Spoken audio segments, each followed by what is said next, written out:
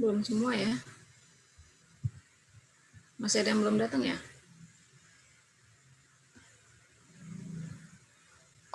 Iya, Bu. Ibu, Sebentar ya. 5 orang lagi, Bu. Apa kita tunggu sebentar. Sambil Ibu upload ini materi. Bisa dicek di Google Classroom nanti ya.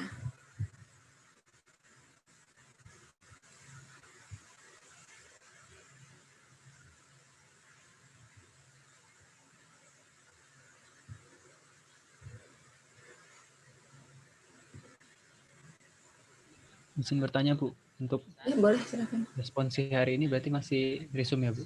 Ya, hari ini resume untuk hari ini. Iya, Bu.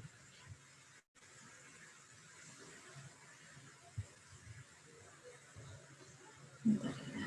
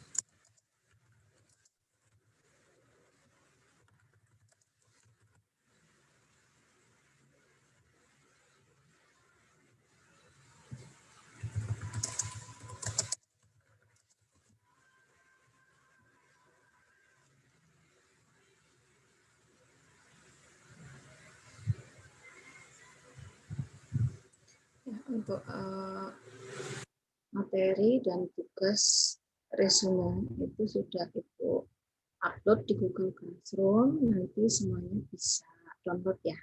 Mulai sekarang sambil kita mulai pertemuan. Ibu buka dulu filenya.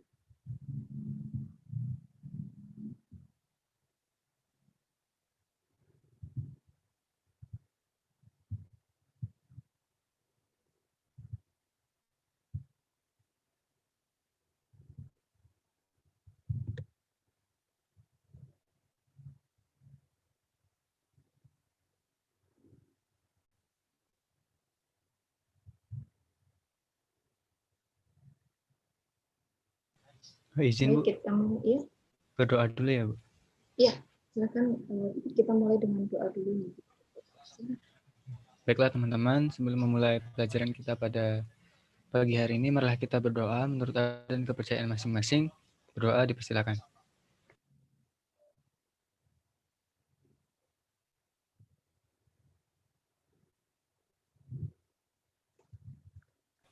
Berdoa dapat dicukupkan.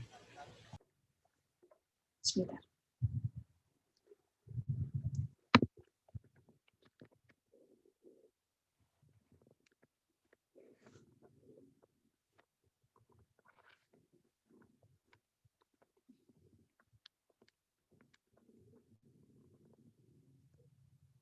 Ibu buka dulu. Assalamualaikum warahmatullahi wabarakatuh.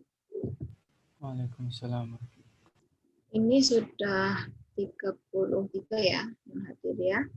Sambil menunggu yang lain, kita mulai saja untuk pertemuan kali ini. Suara cukup jelas ya? Jelas, Bu? Terputus-putus nggak? Enggak kok, Bu. Oke.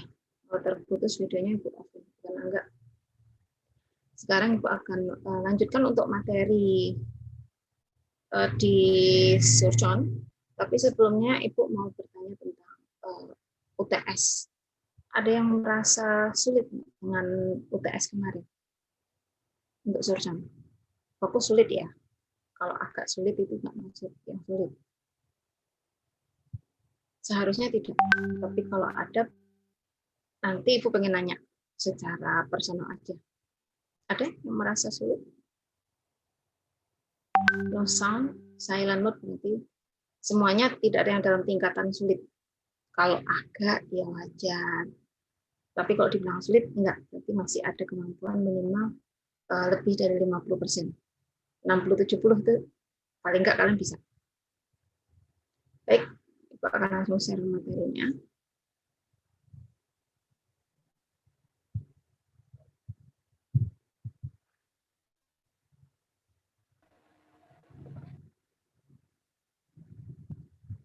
Rancangan pengolahan ya. Sebenarnya ini tidak terlalu urgent untuk dijelaskan karena sekarang metodenya sudah berkembang pesat, tetapi tidak ada salahnya. Jadi di dalam salah satu persiapan yang harus dilakukan sebelum ke lapangan itu adalah rancangan pengolahan dan penyajian. Di sini nanti kita akan fokus pada apa sih yang dilakukan BPS dalam tahapan ini. Di sini ada proses pengolahan dan tahapan pengolahan, prakomputer, tabulasi dan pengecekannya serta penyajian. Artinya dalam rancangan pengolahan dan penyajian itu ada organisasinya sendiri. Sama aja seperti PKL ya. Kalau yang sekarang Ibu belum terlalu paham untuk organisasinya apakah masih sama atau berbeda, tetapi seandainya ada pelaksanaan lapangan, namanya untuk pengolahan itu ada tim sendiri. Jadi ada ketuanya sendiri, ada petugas-petugasnya sendiri, nanti ada bagian-bagiannya sendiri juga.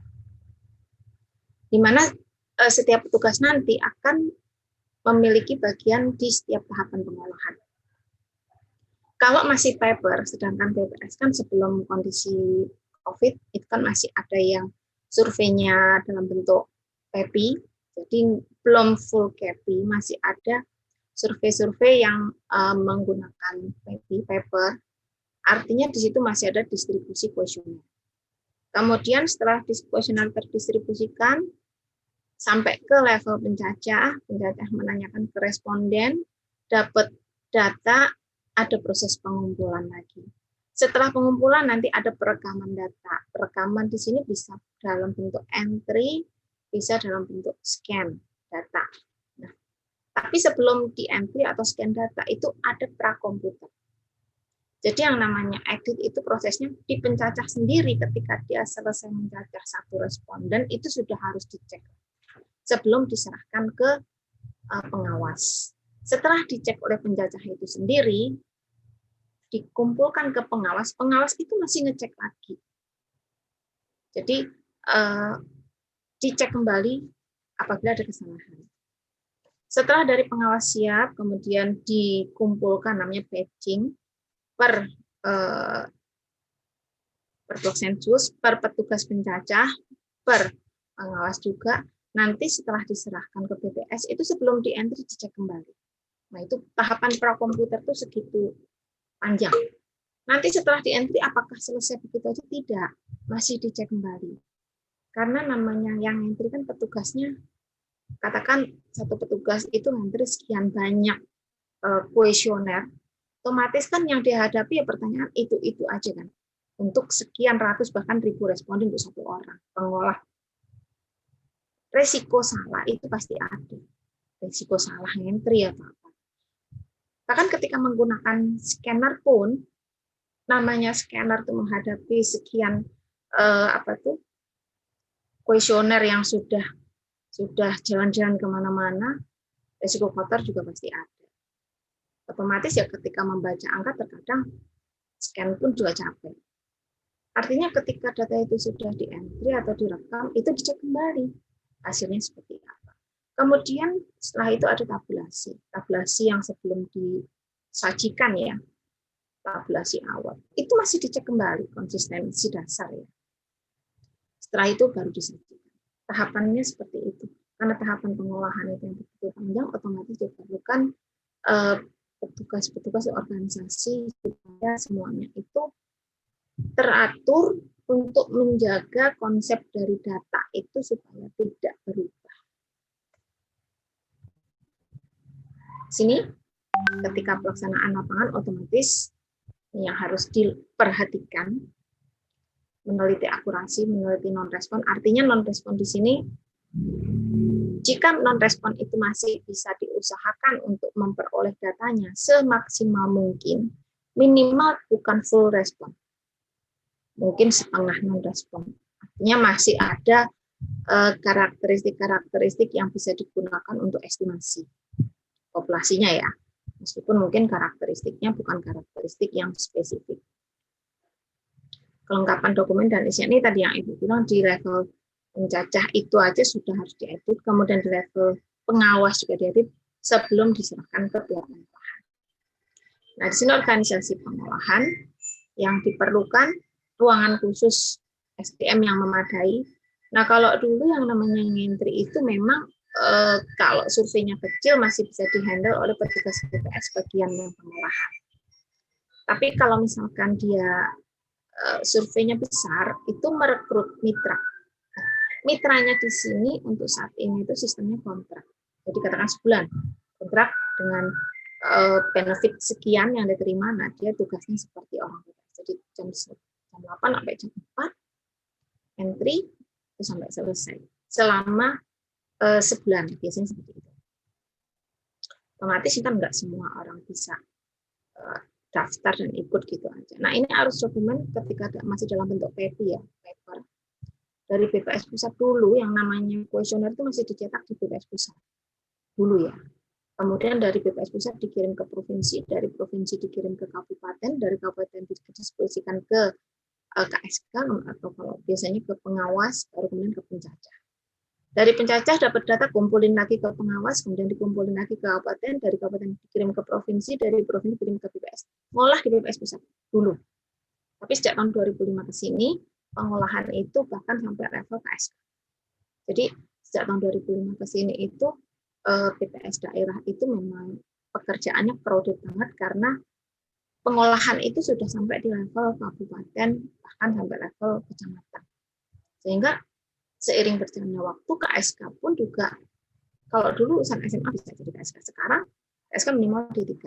Ya, karena output yang diharapkan dari KSK di sini bukan hanya sekedar dia sebagai pengawas pelaksanaan pengumpulan data, tidak, dia pun juga bisa menghasilkan sebuah publikasi seperti paling nggak kecamatan dalam angka.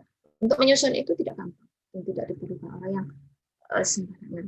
Jadi setidaknya dia memiliki skill yang cukup untuk bisa menghasilkan output yang seperti itu tadi. Belum konsep-konsep yang harus terjaga ya. Nih, bayangin aja dulu tuh kayak apa gitu. Ngirim dokumen dari pusat, bahkan dulu pengiriman ke daerah timur itu seminggu sekali cuma ada ekspedisi.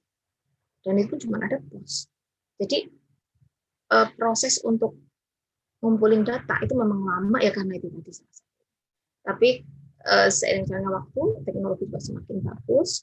Sekarang pengolahan bisa di kabupaten dan dalam waktu katakan tidak terlalu lama, kan mungkin maksimal 2 hari lah. Kalau data besar kan kadang sehari ngirim juga nggak bisa ya, karena jaringan, korup atau apalah.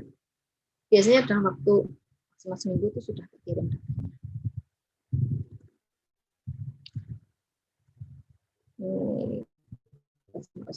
Tahapan pengolahan, menetapkan mekanisme dan prosedur pengolahan termasuk petugasnya, membuat panduan pengolahan. Nah ini, pengolahan harus ada buku panduannya, jadi tidak hanya penjajahan aja, ada buku panduan. Karena itu tadi, ketika surveinya besar, yang diperlukan untuk mengolah itu biasanya tidak bisa ditangani oleh orang BPS sendiri. Bahkan ketika KSK itu campur pun nggak bisa. Jadi di sini ahli memerlukan mitra. Mitra kan berarti orang luar BPS. Mau nggak mau harus ada panduan pengolahan supaya siapapun yang mengolah itu melalui prosedur-prosedur yang sama. Di mana di sini ada editing pemeriksaan kewajaran data dan konsistensi isian, kemudian coding berdasarkan klasifikasi yang ditentukan, validasi dan pemberian kode sesuai panduan. Kenapa di sini penting? Karena terkadang pencacah itu mengisi data dan kode yang di kotak di bagian untuk pengolahan itu berbeda. Terkadang seperti itu. Misalkan kalau status istri itu kan kodenya 2, terkadang diisinya 1. Itu ada aja. Nah, itu kan ngaruh nanti ke data-data berikutnya kan, karena dalam satu paket kuesioner itu kalau yang pendekatan rumah tangga, tetapi yang di analisa individu itu pasti akan ada pertanyaan-pertanyaan untuk per individu. Tapi kan rumah tangganya sama, 1. Artinya kode rumah tangga ya 1, tetapi ketika masuk ke masing-masing individu memiliki kode tersendiri. Kalau itu salah ya berarti kan infonya info istri, tetapi dia sebagai kode 1. Sebagai kepala rumah tangga. Nah, makanya di sini perlu, dan itu juga perlu pengecekan di perekaman data tadi bisa scan, bisa entry. Kalau sekarang langsung, kalau yang copy, pengecekan pasca pembuatan yang jadi ketika setelah di entry itu ada pengecekan validasi awal. Biasanya ada tabulasi awal dan itu ada di buku panduannya, ada jadi pengecekan. Kemudian setelah konsistensinya itu sudah sesuai, baru ada pembentukan tabulasi dan pengecekannya. Kenapa di sini tabulasi? Karena ya itu tadi, kalau yang setengah non respon, artinya kan di situ ada informasi-informasi tetapi tidak keseluruhan yang diperlukan itu terisi. Bisa saja informasinya cuma setengah. Artinya ketika di situ ada informasi setengah, tidaknya karakteristik-karakteristik yang berkaitan dengan informasi itu bisa digunakan untuk estimasi populasi. Nah, itu kan menentukan faktor pengaruh dan penimbangnya.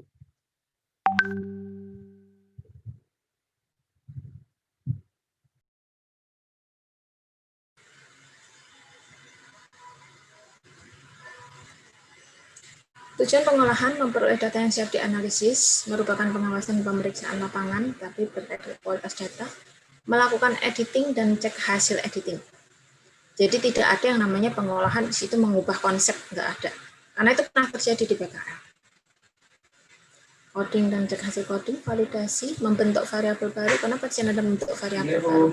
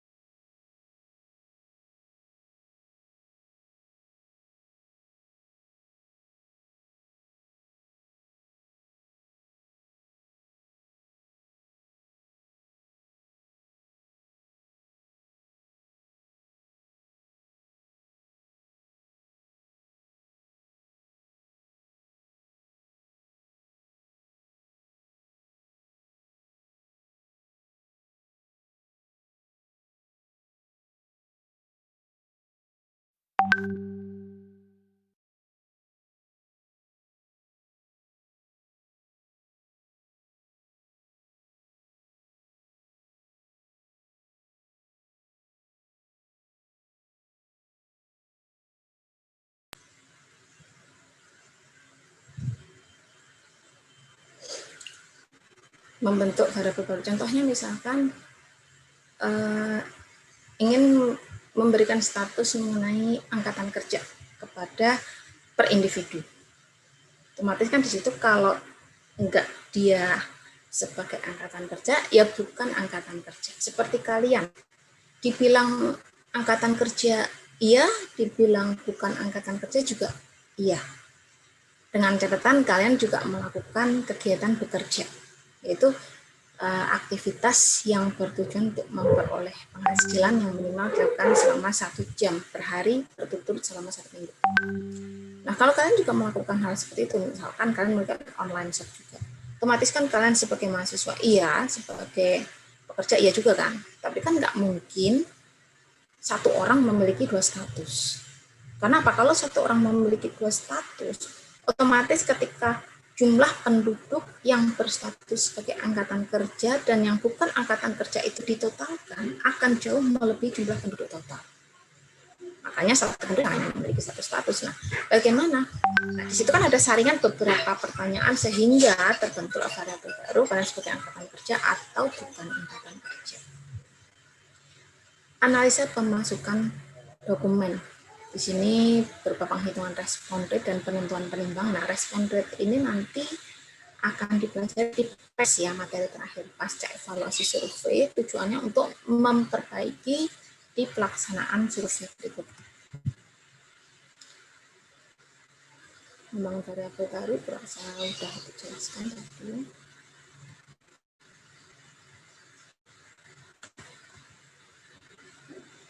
Nah, ini misalkan contoh pengecekan kewajaran ya. Misalkan seorang nelayan dengan tenaga kerja 1 orang, perahunya tidak bermotor, maka tidak mungkin hasil tangkapannya bertonton, karena terkadang namanya penjajah itu bukan orang BPS, dia mitra, atau mungkin dia orang mitra yang udah sering gitu. Tetapi karena saking banyaknya, saking padatnya pelaksanaan survei, mungkin kecapean sehingga nulisnya berlebihan. Kalau misalkan Kepi mungkin tab-nya agak error atau gimana, ketika pencetnya keluarnya banyak. Nah itu juga kenapa ketika sudah di entry itu, sebelum di entry pun sudah ada editing, tapi setelah di entry pun juga ada editing. Coding, ya ini coding itu diisi di lapangan, bisa juga di kantor. Di kantor biasanya untuk pengecekan aja, kalau belum diisi.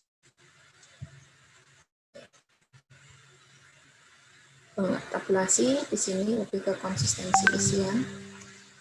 Oke, itu tahapan tentang pengolahan yang dilakukan BPS. Yang surveinya besar. Kalau surveinya kecil, apakah perlu sedemikian panjang? Tidak. Tidak harus sedemikian panjang prosedurnya dan juga tidak harus sedemikian banyak petugas yang diperlukan. Jadi tergantung dari keperluan dari survei itu sendiri. Terkadang kalau di survei itu bahkan 1 orang multifungsi dan dia hanya memerlukan 1 orang lagi untuk membantu pelaksanaan lapangan, itu bisa berjalan. Jadi semuanya tergantung. Tapi kalau untuk survei besar, inilah yang diperlukan. Karena untuk menjaga konsistensi konsep dan definisi itu yang tidak mudah. Oke, untuk materi selanjutnya aku akan bicarakan tentang satu data dulu. Terlihat ya?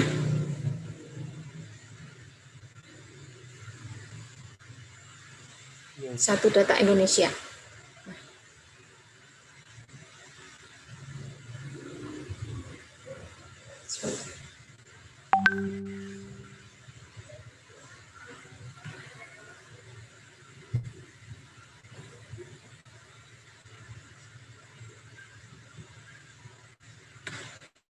Ini konsep baru sesuai dengan undang-undang yang digunakan BPS saat ini, yang memperkuat posisi BPS saat ini bahwa BPS itu sebagai penyedia data dasar. Nah, saat ini itu sedang dibangun, sudah mulai berjalan, tapi belum semua data ya. Kita menuju satu data. Apa itu satu data? Satu data di sini artinya untuk memperoleh, katakan peroleh informasi tentang jumlah penduduk, kalian nggak perlu ke dinas kependudukan. Untuk memperoleh harga cabai, kalian nggak perlu ke dinas perdagangan. Untuk memperoleh inflasi dari si monitor, kan nggak perlu ke BI. Cukup dari satu pintu. Meskipun sumbernya BI, tapi webnya satu. Sumbernya itu jalan pintu masuk utamanya itu satu. Itu maksud dari satu data.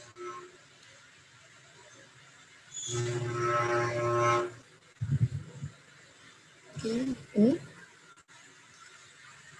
yang di awal pertemuan itu sudah dijelaskan bahwa ada 3 jenis statistik, yaitu statistik dasar, sektoral, dan khusus.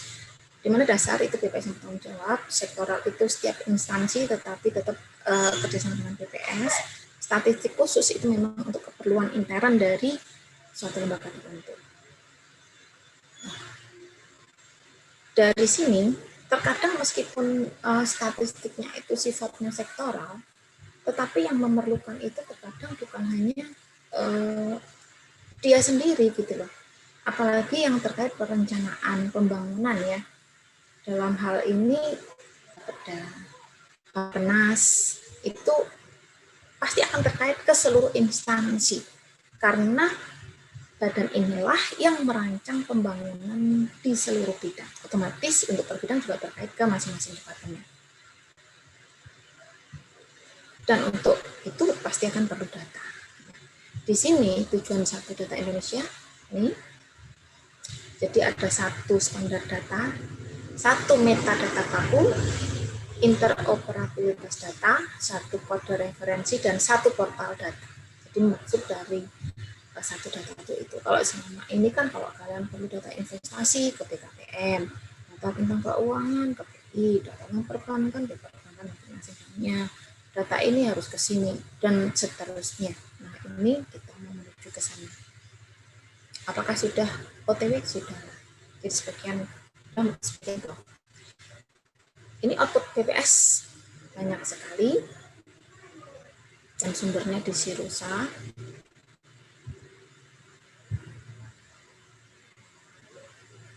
Dan Sirusa ini sebenarnya banyak juga yang terkait kayak misalkan data tentang APBN itu memang sumbernya dari Bappenas, jadi dari perekonomian, Kementerian Perekonomian, jadi sudah ada link kerjasama, cuman sekarang belum open, masih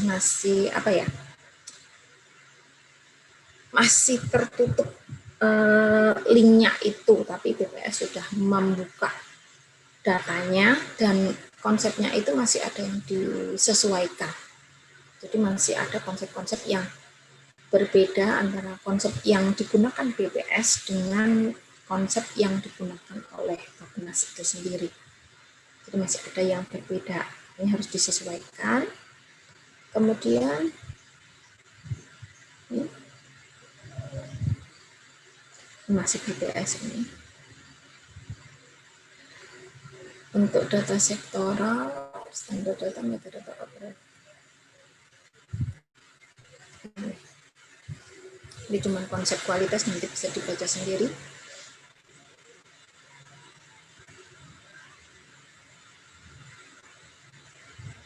Sudah dipelajari. Ini tentang statistik secara umum, itu nggak akan jelasin karena kalian bisa baca sendiri dan bisa dimengerti. Nah ini untuk satu data ya.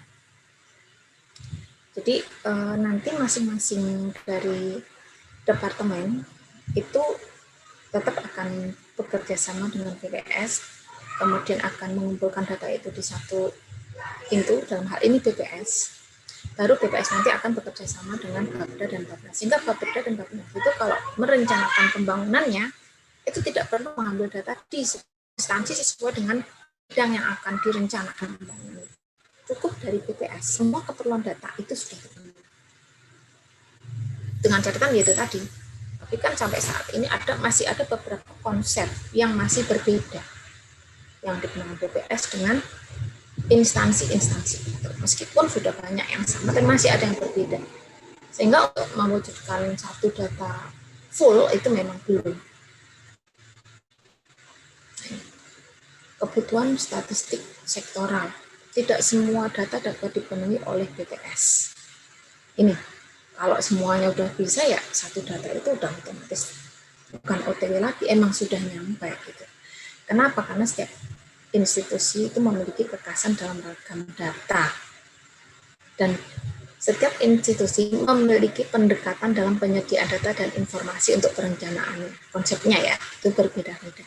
Masih ada yang berbeda itu tadi seperti yang Ibu sampaikan tadi. Nah ini kebutuhannya berbeda-beda, pendekatannya pun juga berbeda-beda. Rencana kerja pemerintah otomatis perlu data, tetapi ya tadi karena masing instansi itu berbeda keperluannya, pendekatannya otomatis sektoral itu masih berjalan sendiri-sendiri. Nah ini yang sudah satu konsep. Jadi untuk penghitungan persentase penduduk miskin, indeks pembangunan manusia itu sudah satu konsep. Tapi yang lainnya itu antara seperti ini rasio guru. Itu dari BPS sudah satu konsep. Yang ditampilkan ini yang bisa ditampilkan BPS ya, dan sudah satu konsep. Tapi ada kan informasi-informasi lain. Seperti ini kan terkait ke pendidikan ya. Itu informasi di Diknas. itu masih ada konsepnya yang berbeda karena pendekatan yang berbeda yang sudah dilakukan BPS yang ada di Sirusa ya.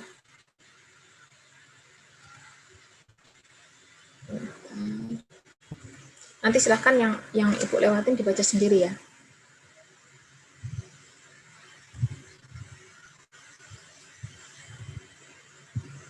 Ini data dan informasi statistik yang direncanakan oleh BPS poin 5 itu nanti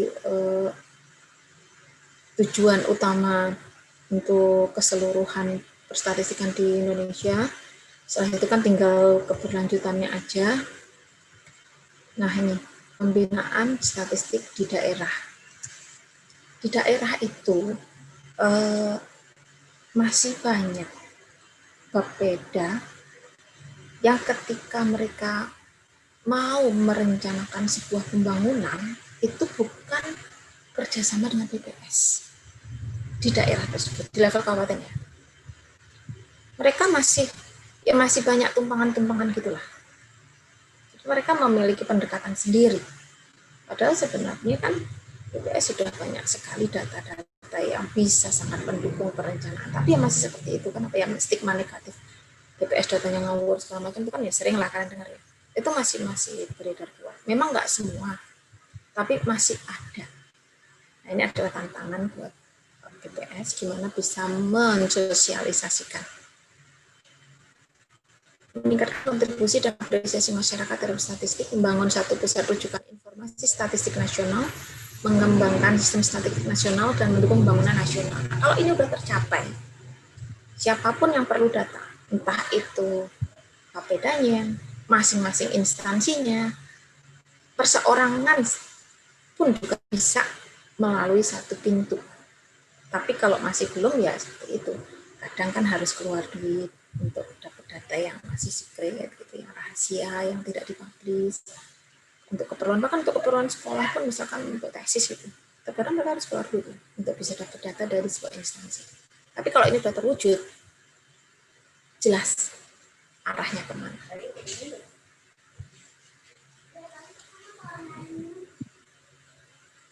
Nanti silahkan dibaca sendiri ya. Ini perencanaan poin 9. Staf Diskominfo bisa magang di BPS daerah. Nah, ini sebagai salah satu wadah untuk pembinaan statistik. Supaya ya kebanyakan orang di luar statistik itu buta sama sekali tentang statistik. Bahkan bikin tabel aja sering kacau. Kalau kalian pernah perhatikan, mungkin banyak teman yang di luar statistik ya. Mereka bikin paper misalkan. Itu tabelnya kadang ngaco. Pernah nggak nemuin kayak gitu? Kan Ibu sendiri pernah ketika kuliah S2 itu ada teman dari jurusan pertanian, kalau nggak salah. Itu ikut seminarnya, seminar proposal. Itu bikin tabel, Ibu sendiri punya. Cara membacanya seperti apa? Kemudian setelah Ibu kasih masukan ya diterima sama pembimbingnya di situ. Ya karena bahkan orang yang di bidang pendidikan pun, orang yang memiliki pendidikan yang lumayan tinggi pun juga masih banyak yang buta tentang statistik, kegunaannya seperti apa. Padahal simpel banget. Gambar itu kan bisa ngomong 1000 kata daripada harus menulis 1000 kata itu sendiri. Nah, ini sebagai salah satu wadah pembinaan statistik. Penyelenggaraan pembinaan statistik di daerah dikoordinasikan oleh BPS Provinsi, BPS menyediakan modul atau trainernya, pembiayaan melalui APBD. The problem is, belum semua Bapeda, Bapenas itu menyadari pentingnya statistik dan pentingnya keberadaan BPS.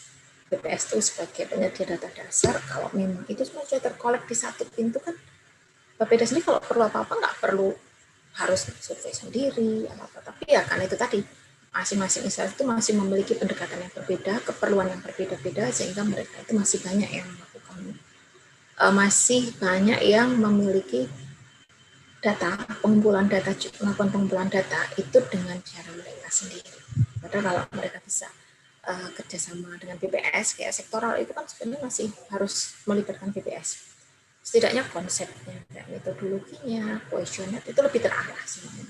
Sehingga ketika konsep itu dibangun sampai data diperoleh itu masih terjaga errornya itu seminimal mungkin. Apakah sekarang sudah terwujud? Itu tadi lagi kan Ibu sampaikan sebagian sudah, tapi masih banyak yang belum. Tantangan kalian juga. Oke, sampai sini ada yang mau tanyakan?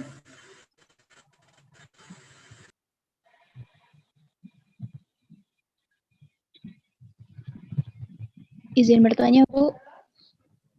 Silakan.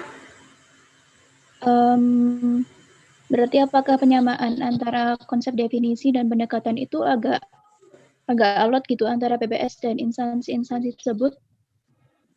Bukan agak alot ya, sebenarnya enggak alot, tapi permasalahannya instansi itu sendiri tentang kesadaran statistiknya masih kurang. Dan kesadaran pentingnya keberadaan BPS sebagai penyedia data dasar itu juga masih kurang. Makanya kan masih berupa pembinaan dulu kan. Pembinaan statistik bahwa seperti ini, statistik itu penting. Belum semua. Kalau yang di kota-kota besar sudah banyak yang bahkan tanpa harus BPS menawarkan, mereka sendiri setiap mau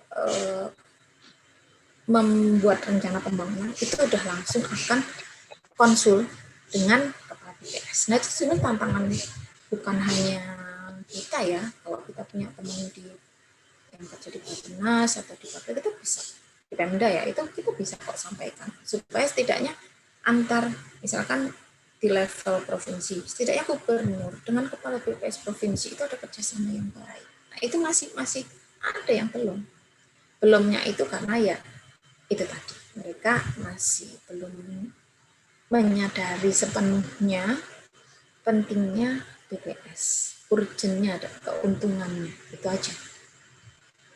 Sebenarnya bukan hanya itu. Sekarang sudah mulai banyak swasta, tapi pemerintahan juga sudah mulai, tapi belum semua perencanaan pembangunan mereka itu menggunakan statistik, tapi sekarang sudah mulai banyak pentingnya data untuk dasar perencanaan itu sudah mulai banyak. Sudah mulai banyak kan survei, misalkan kayak survei yang apa tuh? Misalkan survei dari pihak sebuah perusahaan yang produksi sampo misalkan, udah banyak kan yang ke masyarakat ini dapat hadiah apa tuh bayang lah, kadang pulpen, kadang muk, tapi kan cara mereka sendiri tahu sendiri kan, yang penting diisi aja deh. Jadi pencacahnya itu sendiri secara kualitas itu bisa dipertanyakan. Tapi kalau mereka bisa bekerja sama dengan BPS, kemudian diajarkan cara-cara untuk menjaga konsep definisi supaya sampai data diperoleh itu meminimalisir error, ya setidaknya mereka pun juga memiliki kualifikasi sendiri. Memang perlu data biaya yang tidak sedikit sih. Makanya kalau bisa satu data semua tersentral di PPS, kayak misalkan perencanaan pendanaan itu kan bisa digabung gitu, dan bisa dialihkan untuk yang lain, mungkin peningkatan skill, pendidikan dari pegawai-pegawai di masing-masing instansi, itu kan bisa seperti itu. Jadi bukan karena kok alot tidak, karena mereka ketika kesadaran itu sudah ada, otomatis kayak misalkan bupati atau wali kotanya itu akan langsung kontak kepala BPS untuk keperluan data. Itu sudah ada beberapa kabupaten yang seperti itu, tapi masih ada yang bahkan dari bupatinya sendiri itu yang ya, makanya perlu disosialisasikan pembinaannya itu mungkin tidak sebentar, tidak bisa dipenuhi dalam waktu 1-2 tahun, tapi perlu waktu yang cukup panjang. Ada pertanyaan lagi? Bu, izin bertanya, Bu. Ya, silakan. Nah, kan nanti ini semisalnya satu data Indonesia ini udah terwujud, maksudnya kan nanti kayak pintu gerbang itu dari BPS, apakah nanti itu akan menambah beban di BPS gitu loh, Bu? Misalkan kan kayak mungkin nggak sih ada kayak intervensi dari orang-orang yang berkepentingan gitu. Semisal kalau misalnya dari kepala daerah nih, ada satu data di daerah itu yang menunjukkan kinerjanya itu negatif, apakah mungkin kalau nanti kita itu di BPS akan menjadi Bumerang buat kita terintervensi? sendiri gitu ya. Ya, gitu. Sampai saat ini masih ada. Sampai saat ini masih terjadi. Cuma ya orang PPS sendiri alhamdulillah masih bisa idealis dengan arti masih bisa mempertahankan. Ya resikonya namanya kepentingan politik ya.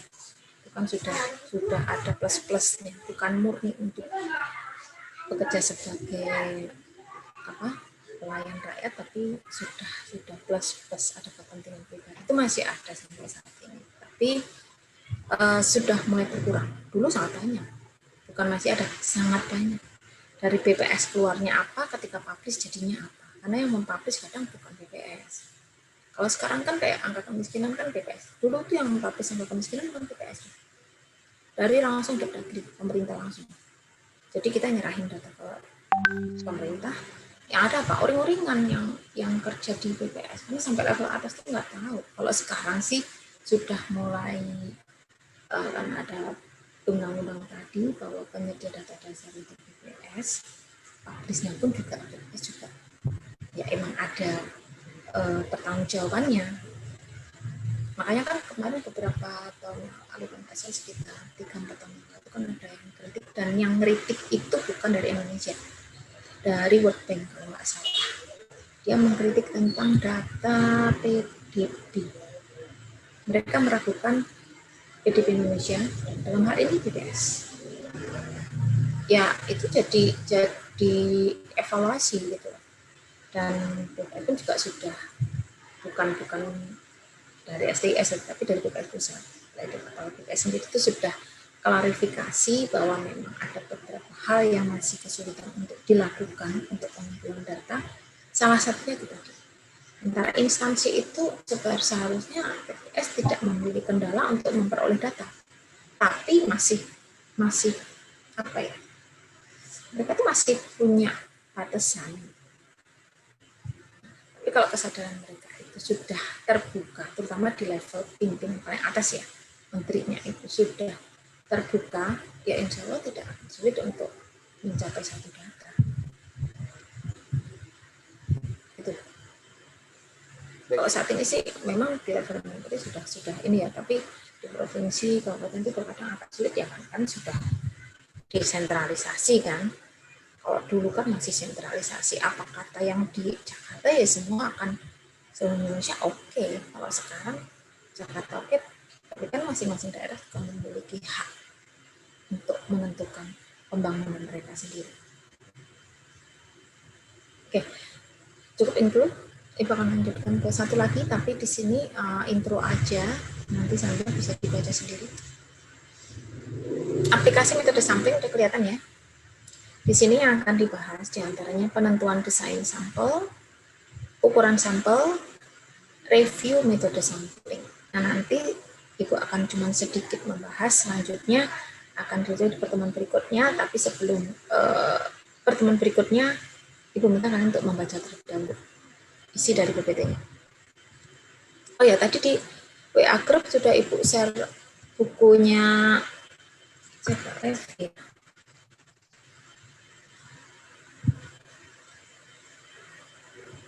Oh, bukunya boleh sini. Ya, tadi udah Ibu share ya. Di WA Group untuk salah satu buku referensi, karena online takutnya kalian juga pulang nggak bawa buku. Yang pertama, penentuan desain sampel. Hal yang perlu dipertimbangkan, cara penarikan sampel, ukuran sampel, estimasi varian, hubungan antara unit sampling, unit listing, unit observasi, dan unit analisis. Nah, di sini dalam penentuan desain sampel, yang pasti yang paling utama adalah ketersediaan data, kelengkapan data awal. Karena itu nanti akan menentukan kira-kira kalau misalkan menggunakan probability, sampai dengan ketersediaan data itu kira-kira bisa menggunakan metode sampling yang seperti apa. Kemudian mengenai metodenya probability atau non probability, di sini terkait ketujuannya. Kalau tujuannya describe, nggak perlu probability kan? Description, tergantung dari tujuan survei juga. Experimental design itu biasanya untuk yang sifatnya eksak. Eksak itu misalkan kayak penelitian di bidang biologi, ya itu kan eksak itu biasanya dia menggunakan experimental design, jadi bukan menggunakan sampel, karena untuk eksak itu perlu faktor-faktor yang tidak diteliti itu perlu dikontrol. Kalau yang survei itu kan kayak manusia kan nggak bisa kita kondisikan kan, kita hanya bisa mengkondisikan yang bisa kita kondisikan aja, selebihnya kita nggak bisa kontrol. Tapi kalau eksperimental design misalkan mau melihat pengaruh dari pupuk X terhadap tanaman apa gitu, otomatis kan semuanya sudah dikondisikan, kayak komposisi tanahnya, suhunya, pencahayaannya, sehingga benar-benar yang di situ perubahan dari tanaman tersebut memang karena pupuk X itu tadi. Itu contoh eksperimental design. Ukuran sampel, estimasi varian, hubungan antara unit sampling, unit listing, unit observasi, dan unit analisis. Di sini seperti diperhatikan semuanya untuk menentukan desain sampel. Kemudian untuk ukuran sampel, hal yang perlu diperhatikan, masih ingat presisi ya. Presisi di situ kan titik awal kita bisa menurunkan formula jumlah sampel. Artinya dari situ untuk menentukan jumlah sampel, maka ada beberapa hal yang bisa diperhatikan. Yang pertama, dari standar error-nya, kemudian confidence intervalnya, kemudian teknik penarikan contohnya seperti apa, dan biaya yang tersedia itu seberapa besar. Jangan sampai, saya maunya SRS. Ternyata biayanya itu hanya cukup untuk multi-stage, misalnya 2-stage. SRS yang single statement itu kan yang paling bagus ya. Tetapi biayanya besar, karena sudah harus menyediakan informasi individu. Sehingga ukuran sampel kita nggak bisa mengabaikan hal-hal di luar ini tadi. Kemudian desainer sampel harus tahu sample size dan desain survei secara menyeluruh. Desainer sampling ya, meskipun dia hanya mendesain metode samplingnya, dia pun juga harus mengetahui desain surveinya itu kira-kira seperti apa. Apakah sifatnya itu, surveinya itu sifatnya longitudinal atau dia cross section. Kemudian memperhatikan objek dan tujuan, ini udah nggak bisa lepas, sudah pasti. Lihat hubungan unit sampling, unit analisis, unit observasi. Di sini berikutnya hanya konsep definisi saja. Jadi berasa kalian bisa baca sendiri. Ini juga bisa. Formula jadi berasa juga kalian bisa baca. Perhatikan ya formula ya, jangan hanya sekedar dilihat tapi diperhatikan. Di sini juga konsep-konsep juga. Nah, oke.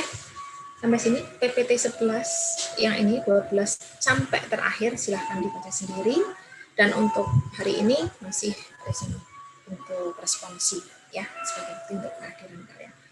Resume mau dibagi silahkan, misalkan yang resume daftar itu sekian, 16 sekian resume yang tadi 7A PPT, yang ini sampai ini resume yang satu data, silahkan. Biar nggak satu orang tuh resume banyak banget itu. Karena ini kan hanya untuk sebagai bukti kehadiran kalian dalam responsi. Oke, hari ini sampai sini. Kalau ada pertanyaan silakan. Ibu buka dulu sebelumnya ikut itu. Bu, izin bertanya tapi terkait PKL Bu mungkin. Boleh.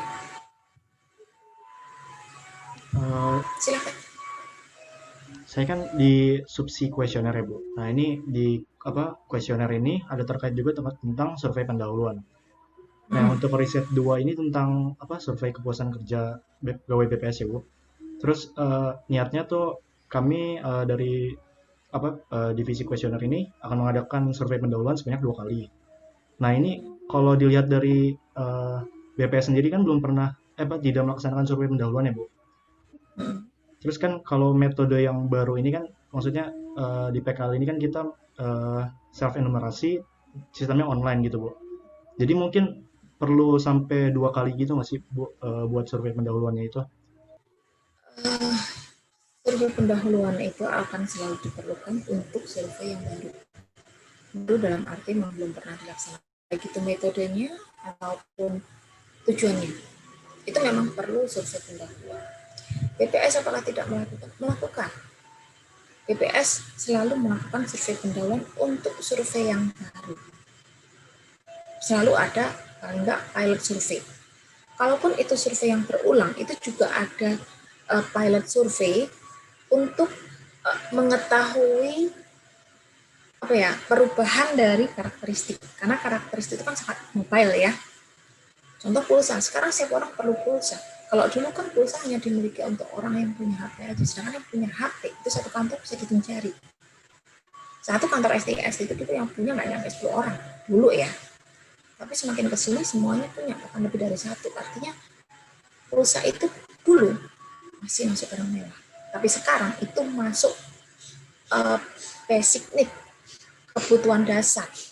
Nah, untuk mengetahui itu bagaimana perubahan dari karakteristik itu BPS selalu mengadakan pilot survey. Meskipun untuk basic need itu BPS sudah ada survei yang berulang, yaitu di Susnas ya.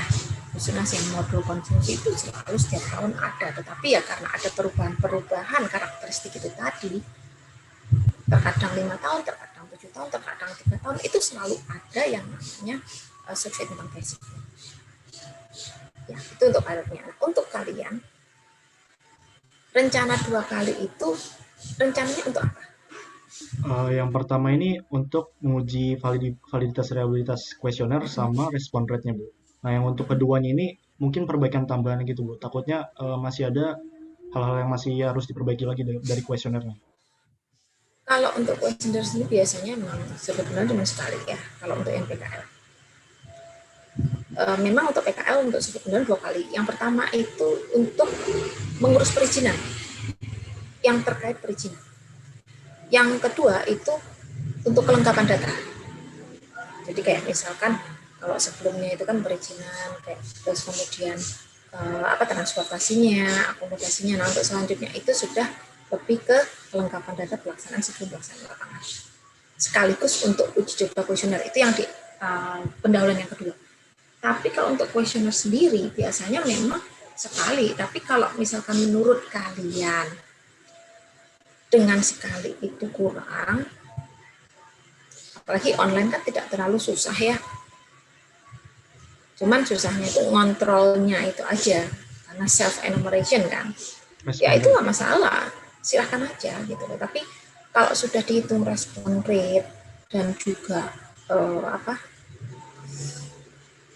uji kuesioner, terus kegunaan untuk tambahan pertanyaan itu apa?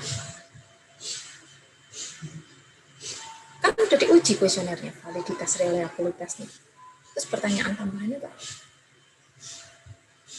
Logika aja, ya kan? Kenapa?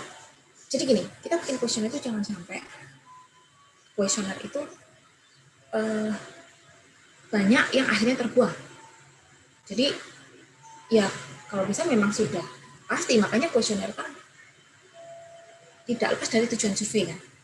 Analisisnya maunya kemana? Jadi analisisnya harus pasti dulu. Kuesioner siapin dulu, tapi kalau misalkan ada yang tidak bisa tidak menjawab analisis atau misalkan kurang ya ditambahkan sebelum diuji gitu ya, supaya sekali cukup. Tidak masalah kalau memang baru dapat, tapi bikin schedule-nya plus minusnya. Nah, kalau udah diuji ya nanti tambahannya orang harus cuci lagi. Gitu, yang harus dipikirkan ya. Terima kasih banyak, Bu. Dipertimbangkan kembali. Oke. Ada pertanyaan lagi? Satu lagi? Oke, mungkin kalau ada pertanyaan seperti biasanya dilanjutkan di grup. Ibu tutup, nanti jangan lupa untuk responsinya ya. Oke, kita akan ketemu di pertemuan berikutnya. Sampai di sini. Assalamualaikum warahmatullahi wabarakatuh. Waalaikumsalam. Terima kasih. Silakan ditutup dengan doa dulu, sama-sama. Ditutup dengan doa dulu ya. Baiklah teman-teman, untuk mengakhiri perkuliahan kita pada pagi hari ini, marilah kita berdoa menurut agama dan kepercayaan masing-masing. berdoa dipersilakan.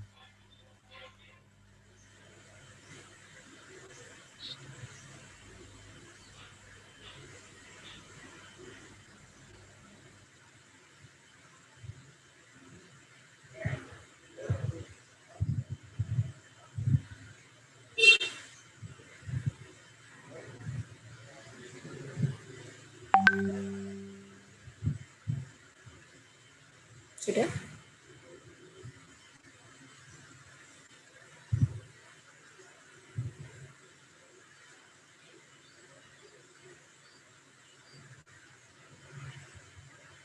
Sepertinya sudah ya, harusnya mau menghilang. Sudah, Bu. Oke, baik. Sampai ketemu lagi ya. Assalamualaikum, Ibu tutup ya. Ya, Bu. Makasih, Bu. Ya, sama-sama. Waalaikumsalam. Terima kasih, Bu. Sama-sama.